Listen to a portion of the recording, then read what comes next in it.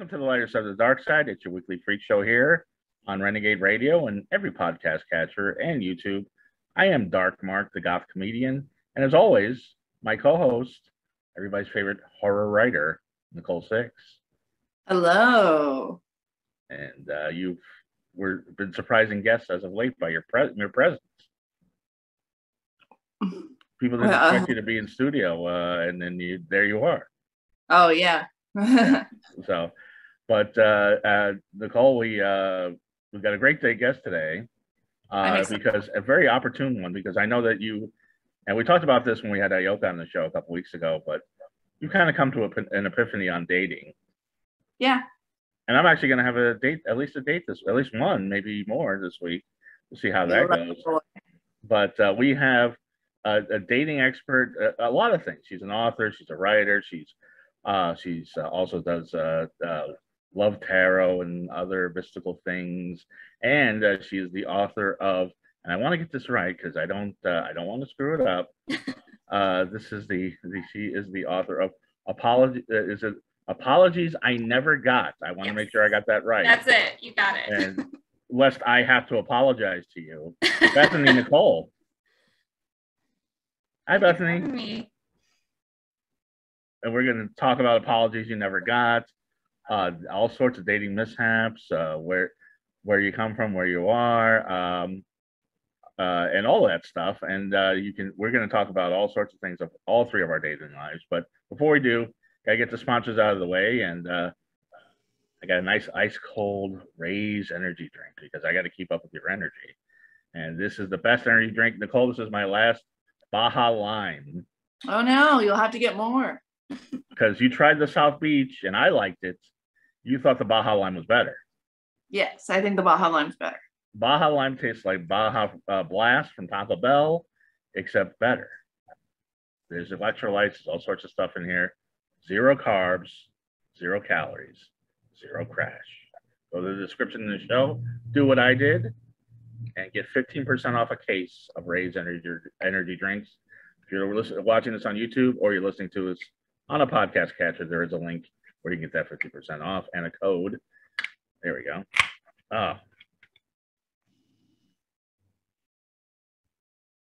Delicious. We're also sponsored by Audible. You go to audibletrial.com/DMS. You get a free book and a 30-day trial to Audible and access to hundreds of Audible originals. Now, Bethany and Nicole, I put dating into the search engine at Audible.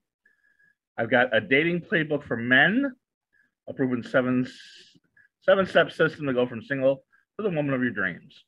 Also, wow. On the other hand, never chase men again. Dating essentials for men. Dating sucks, but you don't. To date a man, you must understand a man. The keys to catch a great guy.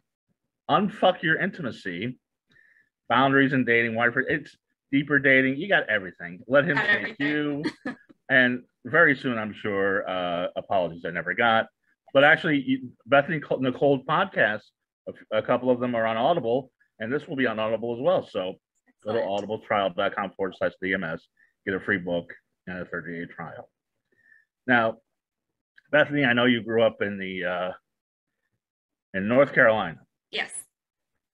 And your father was a big deal in the town. Yes, he was. Mm-hmm. And so a Freudian psychologist would say that any issues with men you've had because your father was such a domineering figure and you had a divorce and the whole thing, right? Yes, I would be probably what you would classify as classic daddy issues. My dad is also currently married to someone my age. So, wow. Yeah, and he was not young when he had me. So, yes, I would be the Freudian example of what could be daddy issues and how to work through them so that you don't bring them into your dating life. Right. Well, he is in North Carolina. Thank goodness he's not dating anybody that's related to you. But so do you tend to date older men because of that? I actually did go through a phase of that. Like, again, I've had to go through a lot of work and a lot of therapy to kind of work through some of those very pleasant experiences. But Yeah, and not really, but there was a phase in my life where I did date older men. I do tend to go for at least a little bit older, just because I kind of like that maturity. I kind of like that establishment in their lives. But it's not vastly older. It's not like 36 years my senior, like the woman my dad's married to now. So not that much older, but yeah, usually like the 5 to 10 year range.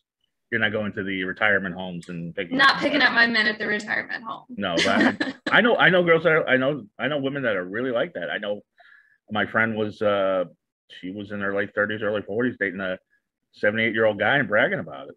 Yeah. I mean, something for everyone. And you know, there are people who genuinely have that connection and different things. But I think when you're really acting out from a wound space, you can feel that the energy is a little bit different than someone who has a genuine connection with somebody.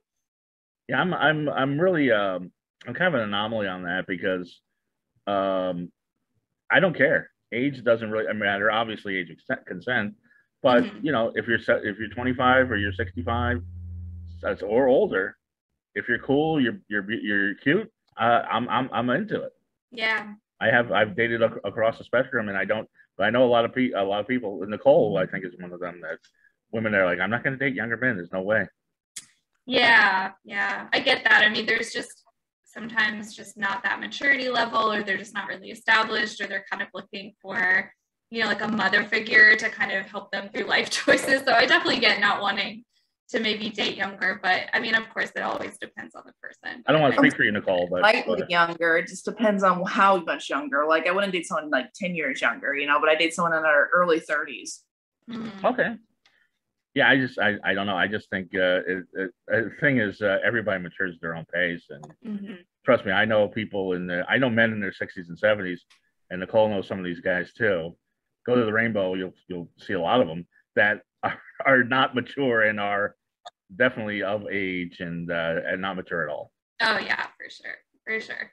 Yeah, if you're 60 years old and you're wearing tight leather pants showing your junk, not terribly mature, I don't think. But that's a neither here nor there. Anyway, so the thing that I think is great about you, that's very ironic about you, is that you went from Austin to LA, which is the exact opposite of where the world is going. Everyone else is doing. Everybody's going from LA to Austin. Yeah. I mean, this was 3 years ago, but when the pandemic hit, just everybody left and went to Austin. Now, how is Austin to live? Because I'm not moving. Don't worry about it. But I went to Austin. I was at Austin one day, and it was the first day of school, so like nobody was around, so I didn't really get a big sense of the town. I mean, how is it?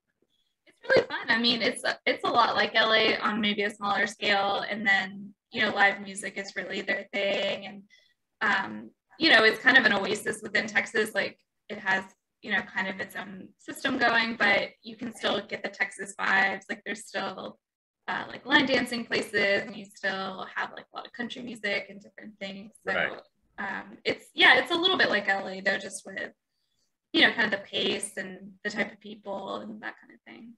Yeah, I gotta learn a line dance. But now, how did you get from North Carolina to Austin? Because I was reading, it was kind of sad that after you graduated high school, you were kicked out of the house. Well, I moved to Florida to go to college, and that was my parents divorced when I was 18, or 17, I guess, right when I was graduating high school. They divorced, and that was kind of when my dad started. They both got remarried immediately, and that was my dad was living in the home that we kind of grew up in. And so, like by Thanksgiving, he'd already remarried and had someone else move in, and they really just didn't want any of his kids there. And so, so that was kind of it. Is this the young girl he's still with, or is this a different young girl? No, he's been through a few. Yeah. He's one of those old guys on Tinder that's age restricted. Nicole doesn't see them, but they're there. Yeah. Oh, yeah. Because somebody said to me, they're like, are there people in their 50s on Tinder? I'm like, oh yeah. Yeah, they're there. I don't age block, but you do. So I don't. The reason I don't age block is there are 3 types of people that seem to be attracted to me, and women over 60 is one of them. Oh, okay. I don't know what it is. Once they hit 60, I don't know if it's glaucoma, I don't know if it's the dementia, but and I've dated some extraordinary women over 60. Wow. Not obviously, we haven't married, and I'm not with them now, but you know, it's just and I don't have a mother fetish. I have a mother, I have a father. I don't have it's none of that. It's just I go with who likes me, and that's a woman. Now you have written this book and you have a blog about apologies you never got. Now, what apologies should you have got? I mean, for me, it really kind of started in the dating realm, I guess, because I really hadn't initially made that connection of, oh, my relationships are like this because I haven't dealt with a lot of, the family stuff. But I just kept seeming to call in these really off the wall relationship experiences. And I couldn't quite figure it out. So it really started as kind of a joke with me and my friends of like, oh, there's an apology I'll never get, like, and just about the dating and relationships. So we kind of created it based off that. Like, we would just, every time anyone had a really bad date, we'd laugh about it and be like, oh, there's an apology I'll never get. And it really just kind of like blossomed from there because everyone's got those stories. And then as I started compiling them and working with them, then the whole concept kind of came in of, if you're waiting for these apologies from anybody, you're never going to get them, and you don't need them really. I mean, you have to take control of your own healing and your own situation. Like, obviously, I'm never going to get an apology from my father or his current wife or any of his ex-wives or my mother or whoever. Like, none of the guys I've dated, like, nobody is going to come around and really fully understand what they've done or how they've affected me. So that's kind of where apologies kind of grew out of just like, oh, but like, I can't just continue to live my life calling in these bad relationships or being so angry at everybody, because all that does is destroy my life and my dating world. And, you have to kind of learn to give yourself that apology and just let it go and move on and just say, this person's actions are their decision and everything else is mine. Right. Well, I've psychoanalyzed you enough, so I'm not gonna try to do more, but I will say that I think your parents eventually will apologize, probably down the road when they're really facing mortality and they've realized what their life. So it seems to be a pattern. But anyway, so we've all had messed up relationships. We've all had messed up dating lives. I've never actually asked for an apology or expected an apology. I just, if the situation is bad, either they break up with me or I break up with them. And there's only one time where I didn't really, nothing was really articulated, but I didn't expect an apology. I want an explanation, but I never really got one, so it's fine. Yeah, well, that's the thing. I mean, that's part of it. It's not so much even that people are holding back the apologies. Like, they maybe don't even know, why they did it or what their explanation is. And, especially in dating and relationships, it's really hard to explain, why you act this way or why you're not into this person, but you were yesterday, but you're not today. That's never happened to me. Really? Okay. If I dig somebody, I dig them. I mean, What's do you know your sun sign? Do you know what you? Oh, here we go. Here we go. We're going to dive in. Take a guess. You already know my personality by now. Take a wild guess. I don't know. Are you Scorpio? There you go. All that dark energy. Right. One of the few that has. All right. So you actually know what you're doing. Yeah, I'm a Scorpio moon, so we are kindred.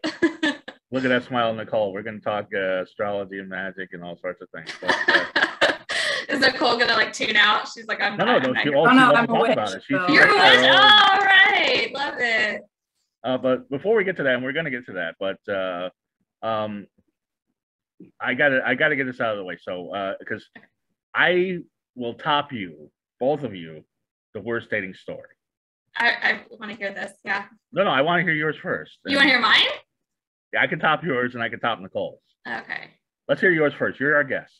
Okay. I'll actually give you the one that started the book.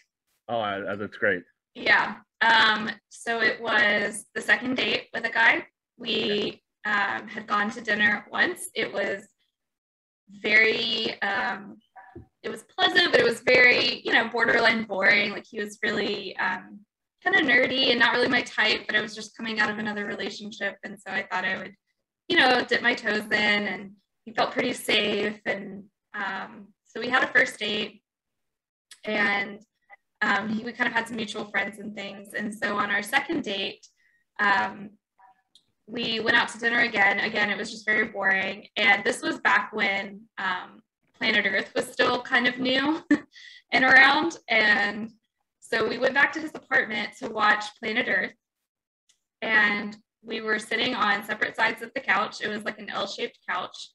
Oh, Planet Earth. Oh, okay. You were watching. I thought like you dated just after the Big Bang. I didn't know what was going on. Okay. So he was on one side, I was on the other. We weren't touching. I don't even think we'd kissed by this point. Like, honestly, we might have had a peck on the first date, but nothing.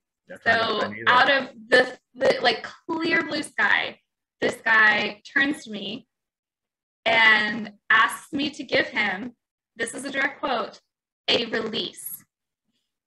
A what? A release. A release. A release. And I thought, surely I have misunderstood what he is asking for. So I asked him to clarify, and he literally told me, yeah, you know, like blowjob, hand job, your choice. Second date. I thought yeah, that was like my absolute worst. Like get a lawyer to sign something. Oh, that man has no game whatsoever. That guy is he's kind of nerdy, so send him Nicole's way. But he sounds awful. Yeah, it was pretty bad. That's a bad date. That's a bad date. Send him my way. He's boring. I don't like boring. No, he's boring, except for his wildly inappropriate requests. Yeah, you don't go from 0 to 100. You got to rev it up a little bit. You escalate something. It's not like, yeah, there's absolutely no sexual chemistry whatsoever. Yeah, could you stick your finger up my ass, give me a release? No, that doesn't work. Doesn't work that way. Yeah, I mean, I'm just projecting what the third date would have been like. Nicole, what's the worst date you've been on? Oh, this is two different things. So first, there was a guy I kept dating who would stand me up. I would get all ready. He would tell me he was on his way and then just not show up. So that's really bad. Yeah. Mm-hmm. So I don't count that because we never went on the date, but I still wanted to explain that because it made a whole rule where if you stand me up once, I just cut you off after that. Like, you can tell me that something's going on, you can cancel. As you should. But to just say you're on your way and then never arrive and give me no explanation for like 5 hours, I still don't know what was wrong with that guy. That's horrible. He did it multiple times, and we had been friends before we started dating, so I was a little bit more lenient with him. But after like the third time of him doing that, I was just like, nah, I'm not going out with you anymore. Anyway, so I went on this date with this nice guy I met, and so the first date was cute. He asked if he could kiss me. I said okay. But the second date, he gets real quiet and he goes, I think my fetishes will turn you off. And I'm like, okay, well. That's a good start. All right. Well, you can share them with me and I'll let you know. I'll be the decider of that. And so he's like, I want you to pee in my mouth. And I said, oh. And he described it in vivid detail, how I wanted me to like straddle him and pee in his mouth. And I'm like, that's not sanitary. He's like, my ex-girlfriend used to do it all the time. It's fine. I'm like, I'm not doing that. So yeah. I didn't know you went out with Donald Trump, but that's very interesting. So that's a bad date. That is a bad date. So I was very polite about it, but I was basically like, yeah, you're right. Your fetishes aren't for me. So. No, wait. You were at his apartment, right? No, I was at dinner with him. No, when he said this, where were you? We were at dinner. I didn't go back home at all. It was only the second date. God, wouldn't that suck if you actually had to go to the bathroom, like right at that moment? Like, excuse me, I have to pee. It's like, oh, can I come? No. Those are bad dates. That's a bad. All right, your turn, Mark. Yeah, okay. You're up, Mark. Okay. I met this girl online. There's a caveat right there. We bonded over our mutual love of Tori Amos music. We seemed to have great chemistry online and on the phone. So I took her to see this band that was playing in Silver Lake. It was along the Tori Amos lines.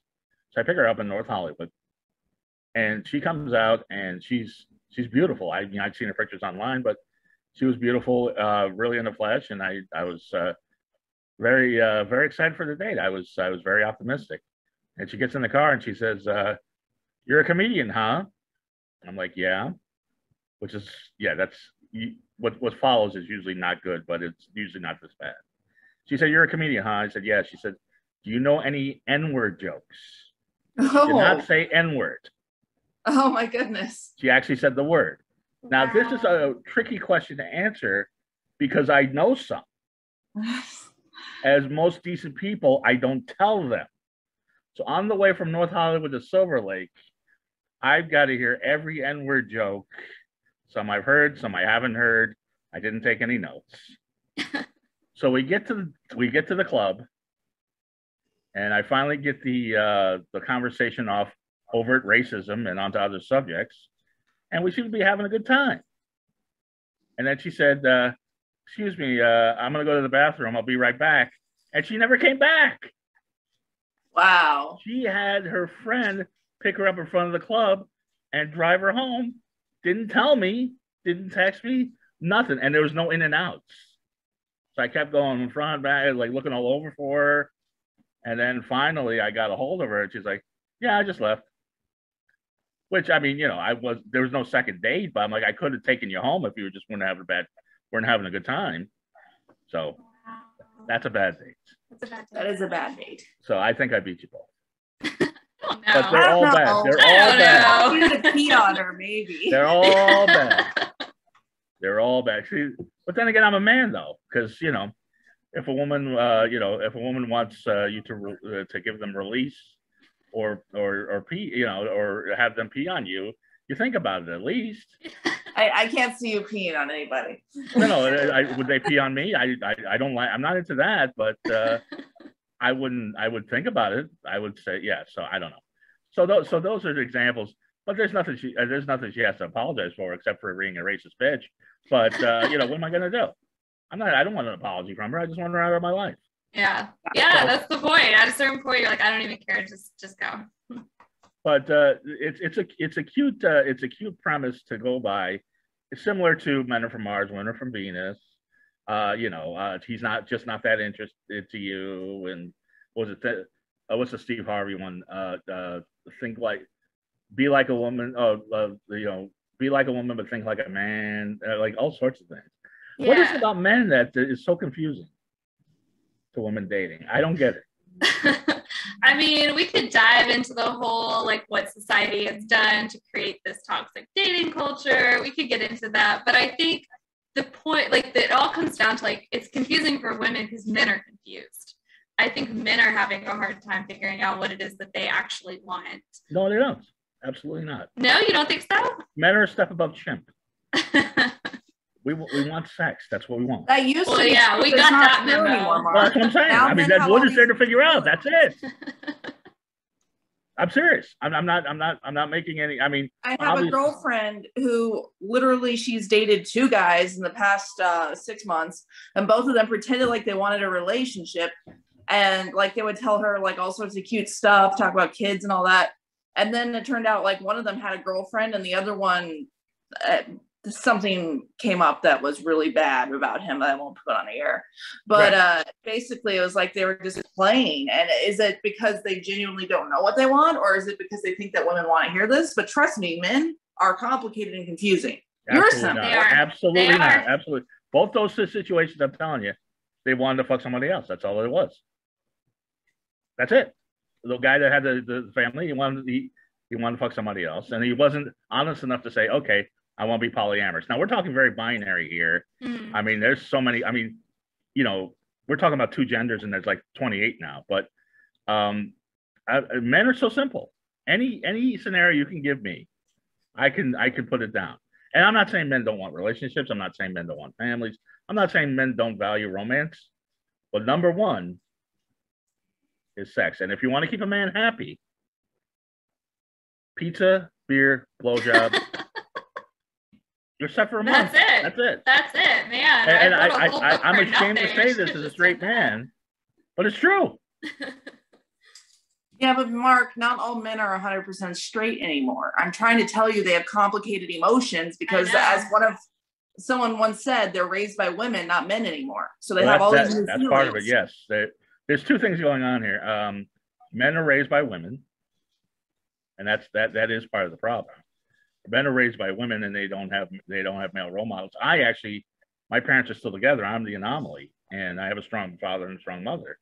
Hence, despite what I've just been saying about men, which is true, I do respect women. And also the other thing is that every woman, I would say 99%, if not 100%, has been sexually attacked or had some sexually inappropriate activity done upon them. So you've got those forces going at it. You've got men that have never had a man to tell them how to treat a woman, and women that a lot of them have never been treated right. Yeah. So how do you apologize for that, Bethany?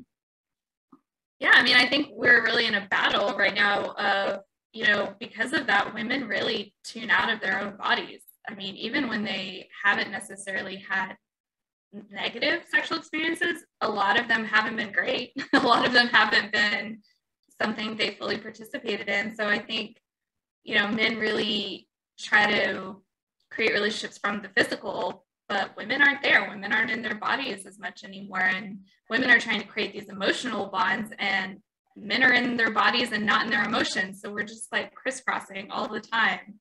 And I think the apology is like learning how to balance this back out. Although I've insisted on this on the show and in my act and just in my life a lot of times, and that women are driven by the physical way more than they admit. And I think men are more emotional than they let on. Women are definitely driven, but they just are taught, that this is what sex is, and they're not learning how to, really stand in their own power and say, this is what I like, this is what I want, this is how I orgasm, this is what you need to do to get me there. And so men are just missing the boat. They're just doing all kinds of weird stuff that women are like, I don't know what's happening. Like, this isn't. Well, it's funny because I had a friend that told me, and this is gonna, when women are like, I'm not, physical doesn't matter to me. I want a man with a sense of humor that's nice and blah blah blah blah blah. Somebody told me, you know what, you should get on Bumble, because people on Bumble have deeper relationships than other dating sites, and I think you'll meet a really nice woman on Bumble. I've been on Bumble for 5 fucking years. Have never had one woman send me a message. Not one. Wow. See, Don't tell me you're not into the physical. I think Hinge is actually more the relationship one. I think Bumble has, Bumble's above Tinder. And this is my personal opinion. There is no facts behind this. But but I think Hinge is the top tier one these days. And really? Okay. Yeah, that's my personal opinion. I have so many friends that have met long-term partners from Hinge. I've been on Hinge and I've had success with it, but I will say Bumble has been a bit hit or miss for most people I know. Yeah, it's it flips everything around, and the woman has to be the aggressor, and I don't know how that's cool with me, but whatever. Anyway, I didn't mean to rant, and I didn't mean to go off, but I've got to, I'm surrounded by women here as usual, so I got it. But no, Tinder, the great thing about Tinder, the funniest thing about Tinder to me, other than the woman that sent me a message and said that she would send me nudes if I would buy her grandson a skateboard ramp. But I Googled skateboard ramps and I told her no. But that is not balanced. Is almost every woman puts in her profile, I'm not looking for a hookup. Yeah. It's a hookup site. I guarantee literally says not here for anything serious, just here for fun. So I'm not doing that on my Tinder. But I know what Tinder is for. Tinder is to meet people in a superficial way and have sex. Yes. I guarantee you on Grindr, you don't see guys going, I'm not looking for a hookup here. I'm looking for a real relationship. Yeah. They know. It's what it is. Anyway, Nicole, this goes into your dating epiphany, which I want to get into. Okay. Tell Bethany your dating epiphany. I realized for a long time that I had misconceptions that are brought to you by, you know, society's romantic films and stuff, where like you meet someone and they take you out of the darkness and they save you, or you know, you meet someone and they're like the perfect partner for you and you build something together. And I just realized I'm not looking for a savior or a partner anymore. I'm looking for someone who entertains me. Like, I don't want to be bored, because that's the whole thing. Eventually your relationship gets boring. And like, if it's not, I like the guy I'm seeing right now, he's very exciting. When I met him, he pulled out a knife and cut a piece of fish off for me. Like, it started with excitement right away. And like, oh, you're dating that guy now. I don't, anyway. Go ahead. Go ahead.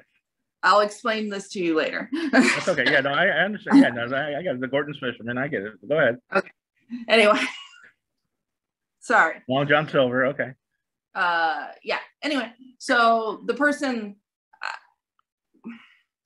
we're not dating at this second, but we were dating, and like we're hanging out again, and like I don't want to go into it. It's too fucking complicated to try to explain on this. That's why I said that.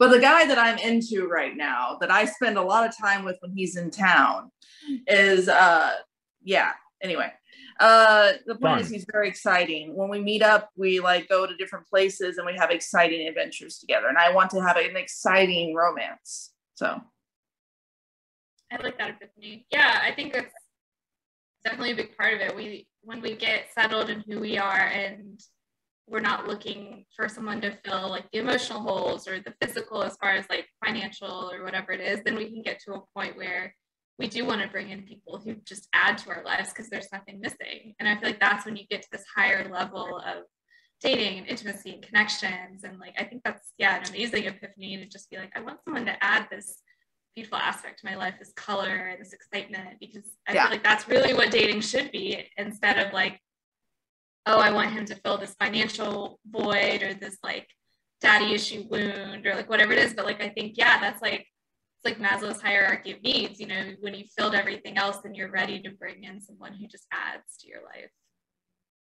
A series of fun adventures. Instead of, okay, this is the first step, and then the second step, and then he's going to move in, then we're going to get married, and then we're going to do this, and we're going to, and I just came from a wedding on Saturday. My friend Joe and Kat got married, and it was lovely. And they met at work, which I think is a big no-no, but it worked for them. Oh yeah, that is a tough one. See, you've got an interesting, you can't really date anybody you work with because you're a freelance writer and you do readings and things like that. Yeah. like what are these love readings that you do with a love tarot thing? Yeah, they're really cool. They I just have a couple different decks that I use. I mainly do relationship ones, but I can do kind of all kinds. And then I just kind of do a reading and see kind of what the cards pull up. And then by that, I'm kind of able to see maybe what's blocking someone or what they're bringing in or why they're kind of struggling. Or if it's two people, kind of what their dynamics in the relationship are. I get into their astrology a little bit and just where their communication might be gapping. But yeah, the cards it's just really crazy to watch because like I'll give you an example, like one of the cards is sacral chakra, which is your second chakra. And so like if I were to pull that and it's the top card and I'm doing a reading for a male, like to me as the reader, that means mother issues.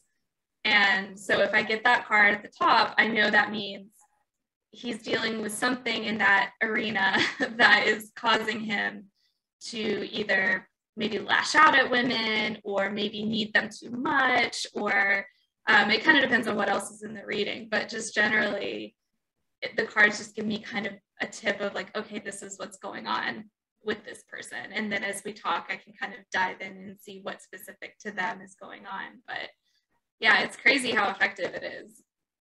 Well, I mean, you're obviously intuitive because you got the Scorpio thing right off the bat, and most people don't. Really? Yeah. Oh, yeah. No, I've had the people that are really deep in astrology. I think Nicole. I think we did this, and yeah, I didn't know what you were.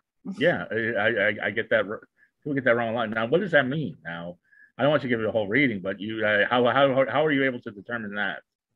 On what, just what you are or what it means, or? Both, yeah.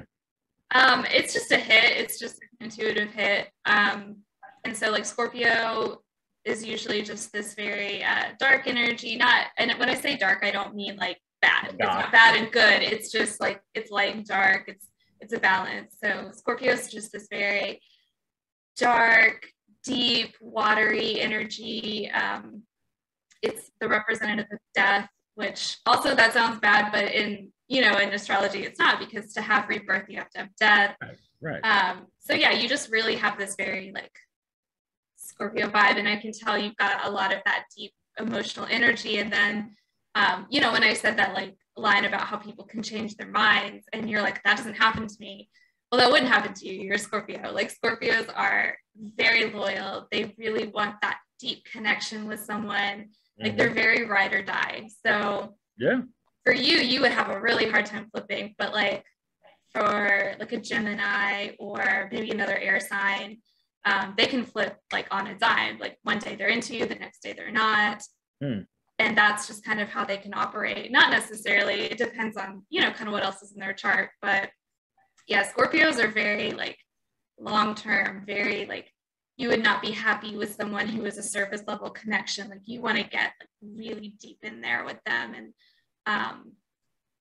and just really kind of have that type of connection. Whereas like if you were paired with an air sign, that might not be a good fit, because that would really like scare them. That's not their level of intimacy, and you would probably be unhappy because they couldn't reach that level that you want. So that's kind of like how Scorpio would play into like a love interaction, let's say.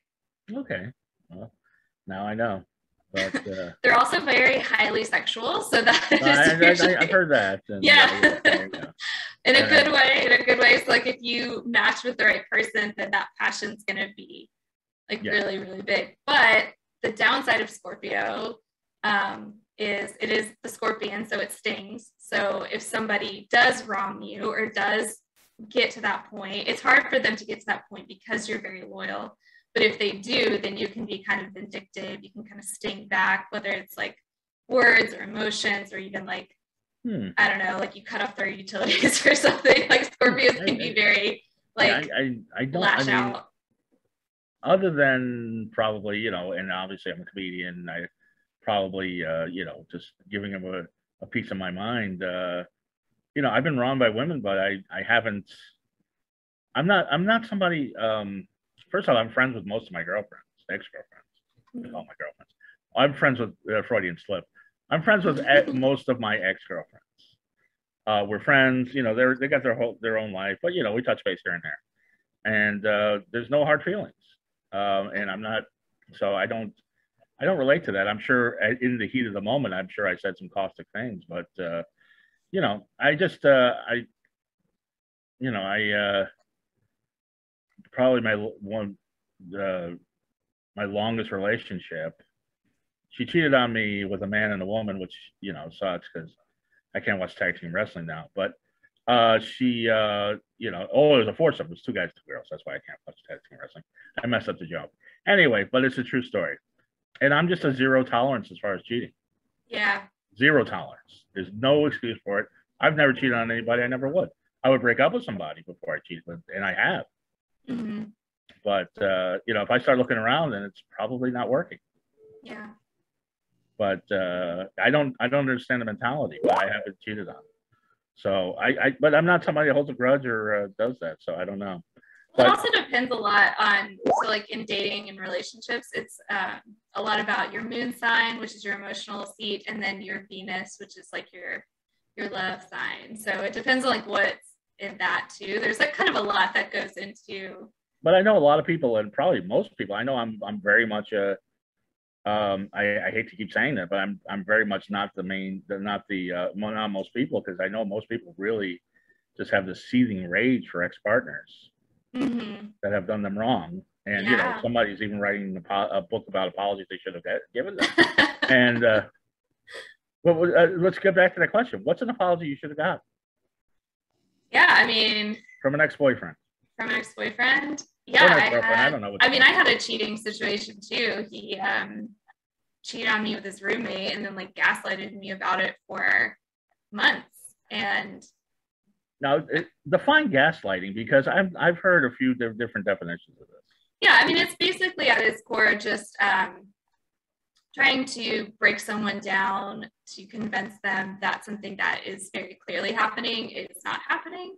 It's just trying to kind of get at them enough to, you know, make them back off of what's happening and just kind of make them feel like they're the one with the problem. And, you know, it's not them, it's you. Like, you're the one who's jealous and you're seeing things that aren't there. And, you know, but it's like, no, you're cheating on me. So basically bullshitting is what it is. Yeah, I mean, it's a really painful process because you're upset about what's happening and what you can feel. And then, you know, and then you're upset that your partner is like really breaking you down in this way. And this was like, I mean, this was a long time ago before I really kind of stepped into my intuition and that kind of thing. And so, I mean, I knew it immediately. I just didn't really own it right away. And, you know, it took months, and then it actually really took us breaking up. And then he had, one of his friends actually came to me and was like, yeah, that happened. So I was like, no, I know it did, you know, it just, but it was just a really painful process. But, you know, eventually I just kind of was like, you know, it doesn't matter anymore. You know, it does, but I'm not going to bring that into a new relationship. He never apologized to you for cheating on you. He never admitted it. He never apologized. And at a certain point, though, I mean, did I want to bring that into a new relationship? No. Do I want to be suspicious or jealous? No. So I just kind of did the inner work on it myself. And, like, you know, he can live his life how he wants. I'm going to live my life how I want. And, you know, thankfully, as far as I know, it hasn't happened to me again. And if it has, they're really good at it, I guess. And forgive my ignorance about all of these things, because I don't know. I just either like you or I don't, and then I go, well, with you or I don't. But what's grooming? I keep hearing this. What's grooming? Grooming. What is that? Yeah, it would just be kind of like preparing someone to be in a situation that maybe they wouldn't initially be comfortable with, but you're kind of engaging in a process that would get them to be comfortable with that. So you're trying to gain trust kind of under false pretenses to get them comfortable with something that right off the bat they would not be comfortable with, if that makes sense. These guys, man, they keep making this stuff up. Like, we had Ross Jeffries on the show. I thought the pickup artist stuff was weird, but now they got this gaslighting and grooming and all this. Grooming, ghosting, and tell all the Nicole, G's. Tell Nicole about wokefishing. Wokefishing, yeah, that's a big one here in LA. So that's where the person pretends to be a lot more like spiritual or enlightened, whatever term you want to use, than they actually are. And so they kind of try to create that shield around them to allow them to do whatever they want under this pretense of, oh, well, I'm really enlightened and, you know, it's okay for me to act this way, but it's not okay for you to lash out at me about it. Just like this really awful dating trend that is sweeping LA. That would make me very unhappy. My friend had one. She dated a guy who called himself the urban shaman. And the urban shaman. There's warning flag number one. Yeah, and he just like pretty much used her to like cook for him and use her shower and like cater to him, and just like all under this pretense of like, I'm this really spiritual guy, and so I just need all of this support. And like, you know, at the end of the day, he was just a jerk. So, but it was, you know, such a process, and she felt kind of, you know, gaslighted of like, okay, this doesn't feel good, but this guy is saying that he's doing all these things as like a partner or as like, you know, this enlightened person. And so it's just this really gross trend that is really active in LA right now. You know, I'm gonna look out the urban shaman as soon as we get off. Yeah, go see if you can find him. I don't know what he does now. I don't know if he has like a whole website or whatever. But like, how urban is the shaman? Is like, is he hanging in Compton? I mean, what? I don't know. Yes, but I've heard about that. I saw something. I was reading some blog about something where actually, speaking of Tinder and Hinge and all the online dating sites, somebody had a whole wrote a whole article about how all these guys are saying they're feminists, and then these girls go out with them and they're like, oh, they're really male chauvinists. Yeah, there's like the toxic masculinity movement, so it kind of ties in with that a little bit, and that actually happened. I had a story that happened that way to me, like, because obviously, like, with my writing and the tarot, like, I get a lot of, like, spiritual guys, I guess, and spiritual. And so I had a guy date a client, should you? What's that? You shouldn't date a client, should you? No, I mean, just like being attracted or like wanting to date or whatever. Right. Yeah, and he was the worst. Like, he read tarot, he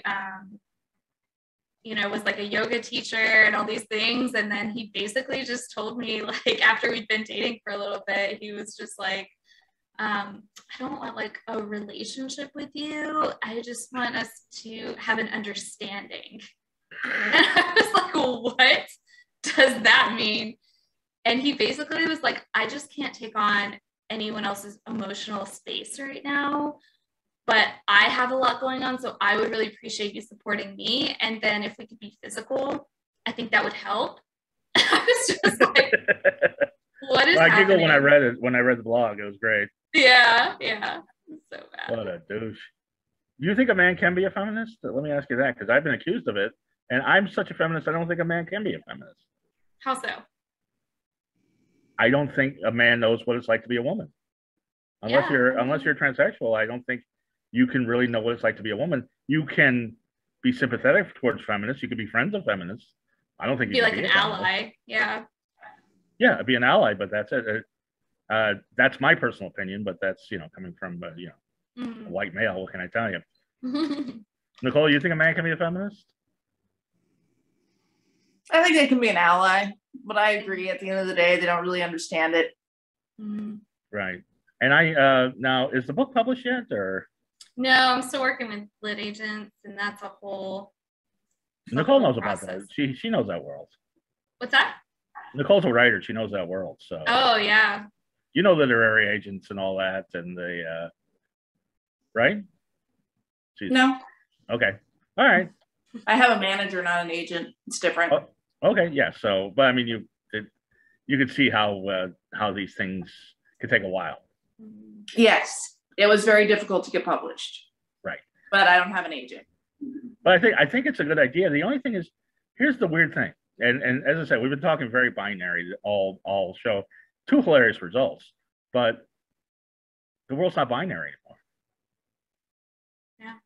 So, I mean, does the apology you never got, do you think that translates to a non-binary world or the LGBT community?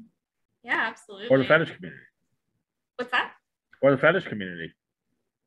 Yeah, I mean, I think it really just translates to everything, because really it all comes back to self. It's all about whatever's happened to you in whatever aspect.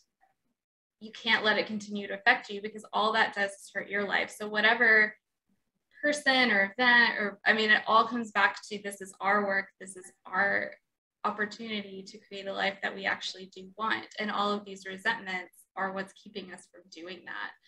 And as hard as it is, and it's not about saying whatever that person did is okay, because obviously it's not, but it's about just not letting it continue to mess up your life and your dating and your relationships, because that's just continuing that pain cycle. Like, you're not hurting them. They've moved on. They're doing, whatever it is that they're doing. I'm sure you're the one stuck. Yeah, I'm sure there's plenty of toxic relationships in all communities, but yes. And I'm assuming you don't believe in polyamory, or it doesn't work for you. It doesn't work for me. It doesn't work for me. Yeah, I think I'm still kind of feeling that one out as far as what my thoughts are on it.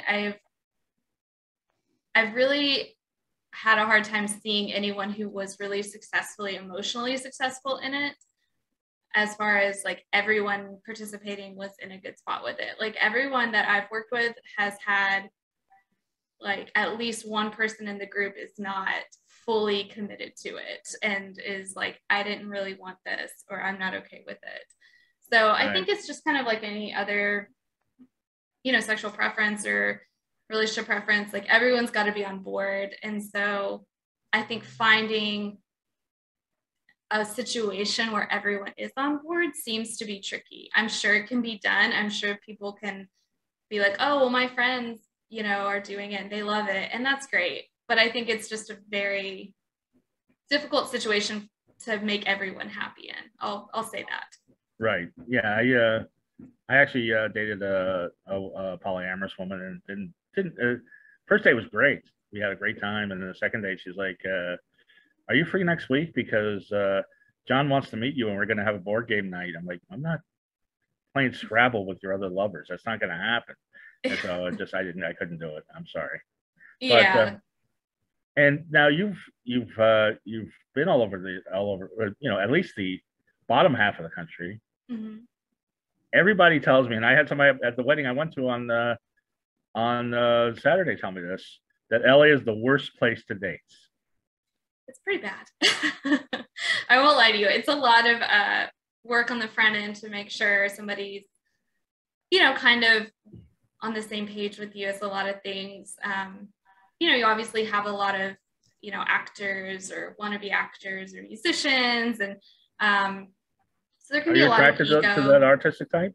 I love creative people, but that can get tricky with egos is where I really pull back. And that is, you know, definitely and you're a creative type, so you have an ego too. I probably do. I do. But I try. Of course, we are all works in progress, but I don't feel like it's a reason to be able to treat other people badly. I don't think like, oh, you were an extra in Schitt's Creek. Okay, that doesn't mean you get to like be a jerk. Like you're not God. Like, come on. Like you can't even see you in that scene. You were in it for 5 minutes. But like the ego behind some of it is just like unreal, just unreal. So it's kind of like navigating like. Well, and LA also has all of the men are looking at all the hot women. Most of the women, not all the women, but most of them are looking at the men's success rate. And it's like, it's almost like you have a catalog. You have so many options to go through, and you're always looking for the next best thing. And people don't really take the time to just sit there and be in a relationship. Yeah, that's also, I have noticed that too. Yeah. They're always looking at stuff. Mm-hmm. Because you're both attractive women. I would just think you would just have your pick. You're just like, okay, yeah, no, yes, no, yes, you know. Well, you're assuming the men don't have their pick too. Men have plenty. I don't have my pick. I guarantee you that. And most men don't, because most men have to be the aggressor. They say 10% of men are dating 90% of the women in LA. I can see that. Yeah, it's hard here for sure. But I have to say, I mean, even when I was in Austin, it wasn't vastly different. It wasn't like, you know what I mean? I think big cities in general, you're gonna attract a little bit of the ego and things. Yeah. You disagree with me, Nicole? You think men do have choice? I think I have not been with a single man who's been monogamous the entire time. I think men are always looking at other women. At all? Every single man I've dated. Every single one. And that's a lot of men. Right. By the way, the men that you have not dated and you've been friends with will be monogamous with you. I'm not going to date my friends, Mark. No, I'm not asking you also, out. Also, that's saying. Not true, because Sebastian and I have been friends for I didn't say his name the last time, but I had been friends with Sebastian for 3 years, and he treated me like shit when we finally dated. So that is not true either. All right, well, that's just one guy. Trust me. Anyway, I disagree. I think we've had this argument before. We've had this argument. So before, and where does the time go, man? We've been talking all sorts of weird things. I know. And, yeah, it's just one here and there. But let me ask you right now, how's your dating life now? My dating life now is good. Yeah. You got a boyfriend or? No, I've been like casually dating. I've just been kind of in transition with my move and just all these different things. So I've just kind of taken a second to breathe. And but yeah, I've been casually dating. I've a couple guys I've been seeing, and it's been going really well, and I've been enjoying it. So.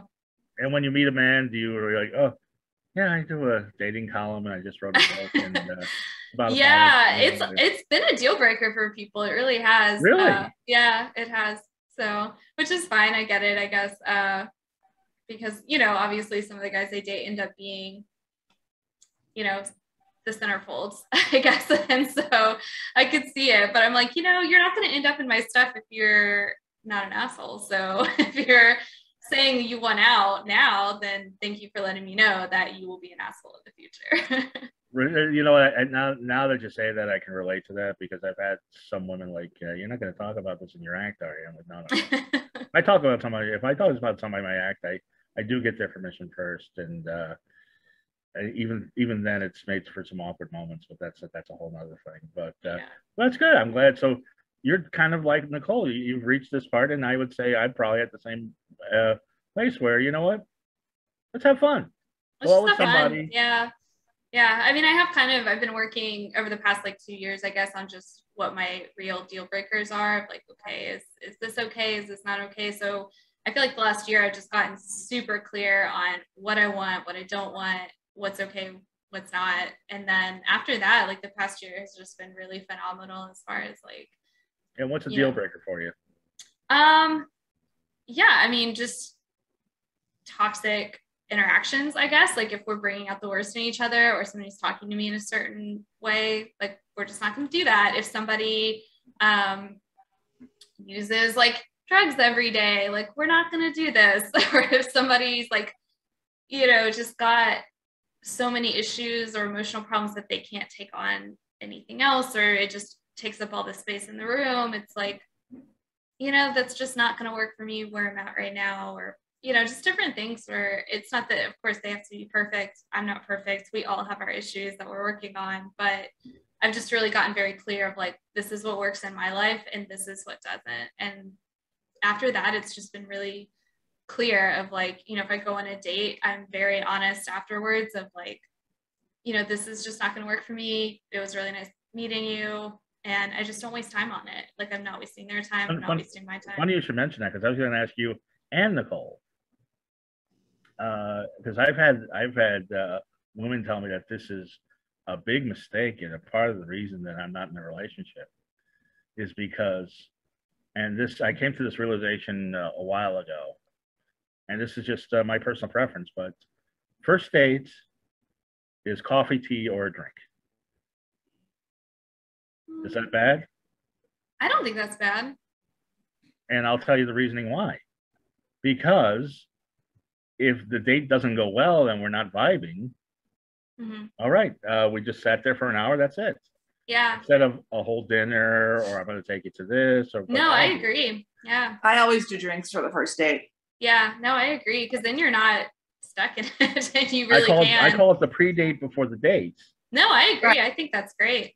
No, I think that's totally what you should be doing. Because women. I don't think it would change your odds if you took the girl out to dinner. I don't. No, same. No, second date, sure. If we got along, it's like, okay, I want to be with this person. Let's go to dinner. Let's go to a concert. Let's go to this or that. Yeah. No, I agree. I think you're doing it the right way. Same. Okay, it's the way I do it. Me too. Because I'm having a tea date on Thursday. So. Oh, that's nice. Yeah, that goes, and she's a bit mystical herself, so she's probably picking up on this whole show, and I don't know what that's going to do. But anyway, I'm glad that Nicole's very happy with her dating life. It seems as of late. We'll talk about it when I get off this. I don't want to explain it on air because it's complicated, but there's a reason I said it the way I said it. No, but you come to the realization of what you want. You want fun, and you're having fun. That's what I'm saying. It's not any specific guy. I'm just saying you're having fun dating now. Yeah, thank you. Bethany is having fun dating. We're having fun. And I am having fun dating. And let me apologize to you if I was out of line on anything that I said in the show. I don't think I was, but not at all. I know I interrupted you a few times, and I apologize about that. So that's one apology. Thank you. It's not an apology I'll never get. It's one I got. Thank you. And by the way, I'm apologizing on behalf of Zoom, not myself, because there's a delay. And Zoom, I hate Zoom. I know. Zoom was fine today, but I think Zoom caused the pandemic, by the way. I could see that. Because I never heard of it before the pandemic. And I know, and now we can't live our lives without it. I know. Well, one more thing. How was your dating life in the pandemic? I mean, I guess we're still going through it, but when everything was shut down. Yeah, I mean, I kind of just took a break, you know, and went out occasionally, like when things kind of calmed down. Did a lot of like Zoom first dates, which was like not my jam. But you did Zoom dates? I did a couple, and then I was like, this just isn't working for me. I would rather do like a phone call than a Zoom date. Like, but yeah, I mean, it was pretty calm during the pandemic. I just kind of took the time to like, work on my writing, work on myself, do all I the lucked things. out. I met a person right before the pandemic, and we just met up at his house every week for like a whole year. That's nice. That's dreams. Yeah. That's when the neither way one to of do us it. saw anybody else by pure default because Next pandemic, man. Now I know. Now I'm ready.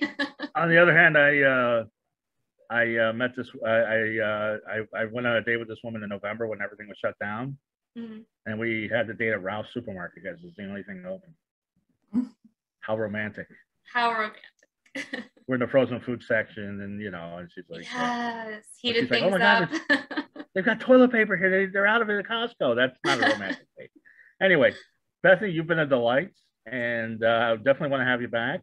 Please, Tell us all that you have going on, all your websites, all your upcoming books and events, and how we can get readings from you and all of that. Yeah. So the most recent thing is I have a feature in LA Entrepreneurs Magazine, which came out yesterday.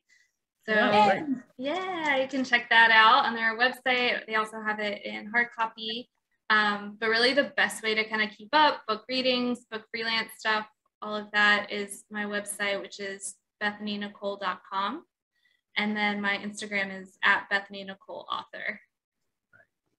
That other Bethany taking your name, now you have to have a Nicole's your middle name, I'm assuming. Yes. Very nice. So it's BethanyNicole.com and all sorts of interesting articles. And you're a really good writer. I love it. I can't wait for the book to come out. Thank you. And another great author, Nicole. Tell everybody where they can find you and what you got going. I'm at Nicole6 Books on Instagram and Nicole H6 on Facebook, and you can just follow me on my regular social media for my announcements. I'm in the process of selling my first screenplay, and it's a new experience. Yay! Yeah. And you could still pick up your horror short story anthologies, My Fucked Up Shit Ghosts on Amazon And Barnes & Noble. Yep. Barnes & Noble. And maybe is there maybe a used bookstore that might have a copy? I doubt it because people like it. They want to keep it. They do seem to keep it, but you can find it used. If you go to Amazon, there's always like a couple of used ones for like half the price. And I really don't see any of that money. So get your money's worth. Buy it new. And I'm Goth Comedian on all social media. Everybody have a wonderfully creepy week. Bye.